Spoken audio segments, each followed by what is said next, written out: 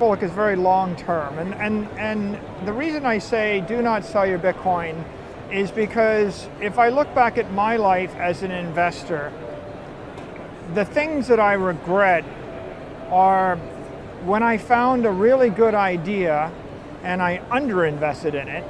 Like Google was a good idea, Facebook was a good idea, Apple was a good idea, Amazon was a good idea. A digital monopoly that changes the world for 1 billion people is a good idea. And yet, the most common two mistakes after finding a good idea is, first mistake is someone says something, they talk crap about your idea, there's FUD, oh, Australia's going to tax Google, or somebody's going to Amazon's going to get regulated, or something will happen, and so people panic sell. And so whenever there's anxiety in the market and you panic sell and then you never buy back in, you regret that. And the second thing you always regret is you wish you bought more. And so a lot of people in the world, I mean, they're basically being knocked around and traumatized because the media is incentivized to generate a new story every day, and if it bleeds, it leads. And nobody wants to read a story that the risk profile hasn't statistically changed versus last year, and there's no reason to read beyond this sentence. So normally they always write inflammatory, anxiety-inducing stories, and when people read them and they think about it, it gets them on the skin, and they panic and they do something irrational. Bitcoin represents the dominant digital property network of the 21st century. It's a very simple idea. Take the money you want to give to your grandchildren, convert it to Bitcoin, put it in cold storage and wait. Let the rest of the world do the work, and you'll be the beneficiary of all the intelligent people, no matter where they might be in the world. You'll be the beneficiary of all their work with doing nothing else. There's only one mistake you can make. And the mistake you can make is study the world, get anxiety about something going on somewhere in the world, and sell your Bitcoin. So I think that the common phrase, you do not sell your Bitcoin, is similar to what's written on the back of Hitchhiker's Guide to the Galaxy, which is the famous 2 words from Douglas Adams: don't panic. You basically wrote the corporate handbook on adding Bitcoin to your balance sheet and taking that approach. You just borrowed fiat cash against, using your Bitcoin as collateral, $205 million to buy more Bitcoin. Is this what all companies should be doing now, in whatever way they're able to, allocate funds in that direction? We want to set an example for corporations, and so Bitcoin is pristine collateral. It's theoretically the ideal collateral against which to take a loan. And so we felt that by us doing this deal with Silvergate Bank, it would make other banks either jealous or comfortable, and hopefully we'll see an entire Bitcoin banking sector evolve. And we want to support Silvergate Bank, as they move into this space. I think on the flip side, from the point of view of a Bitcoin holder, there's been this meme of, oh, well, I buy some Bitcoin, I wait, and eventually I sell it to buy a Lambo. And I think it's very important for people to know that if you owned a block in Manhattan on Central Park in the year 1900, and if your father, grandfather, grandmother, or great-great-grandmother ever sold that to buy a Lambo, you'd be very angry at them. And if you go back in time and give them advice, you would say, Mom, don't sell the family property, borrow against the family property to buy the Lambo, and then I will inherit the family property, which will be marked up by a factor of 100, and I can also mortgage it or remortgage it to buy my own, electro hover car. So a friend of mine sold his Tesla stock to buy his wife's engagement ring, and he did it at the most inopportune moment. And now he looks at that ring and he's like, that is the most expensive thing I've ever bought in my entire life. So it's the same principle that applies here. My house in Miami Beach is 305 times as expensive as it was in 1930 when it was first sold. I have the bill of sale on my wall. If you back calculate, you conclude that the actual inflation rate of the money supply against scarce desirable assets is 7% a year for 100 years. The government statistic is less than 2%. And so you just have to ask yourself the question, do I want to sell something going up in value 7% a year when I could borrow money at 3% a year?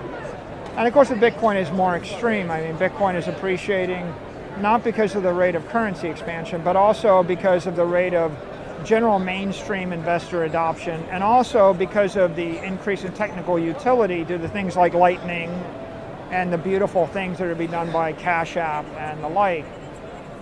So, you know, we set up a credit line, we borrow against it, we do it responsibly. We have $5 billion in collateral, we borrowed $200 million.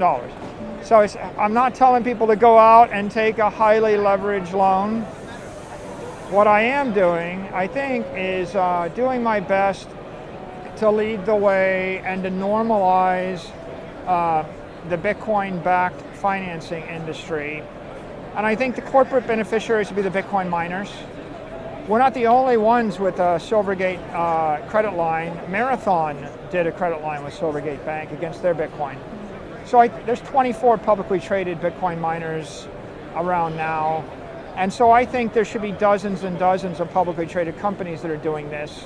I think there's a lot of Bitcoin holders that have always despaired they'd have to sell their Bitcoin, but they didn't want to.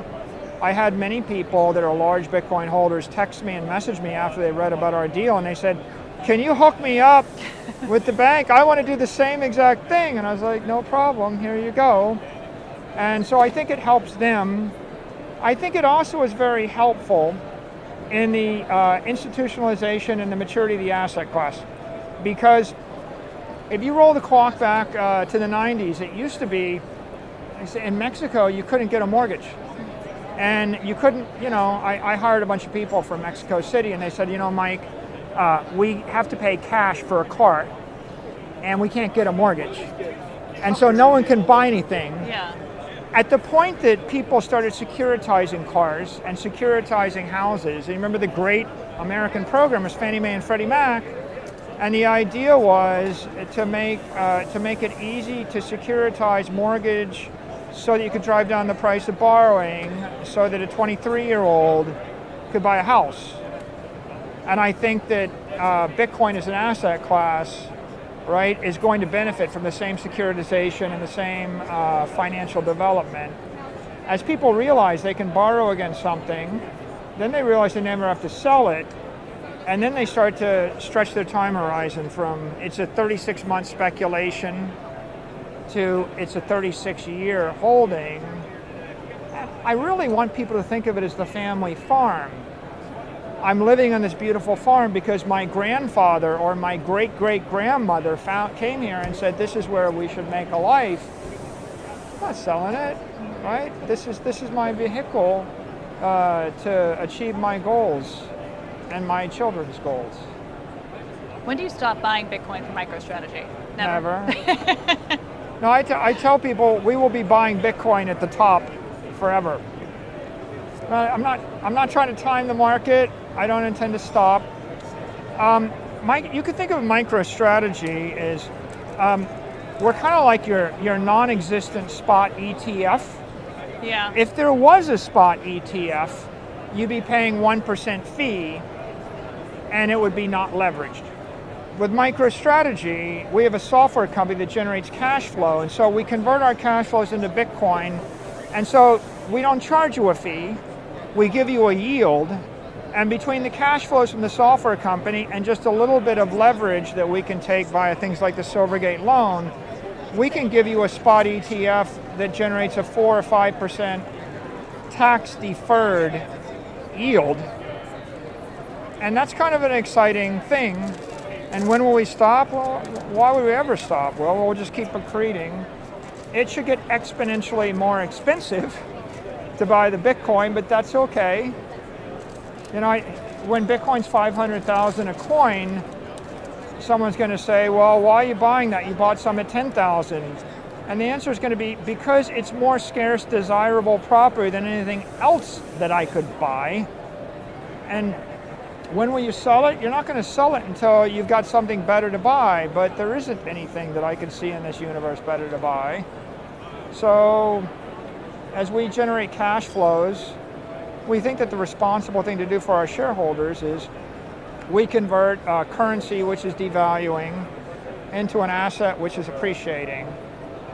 And we don't diversify because we're a public company and we have a strategy in our 10K, and our shareholders know what to expect. They want us to pursue this strategy.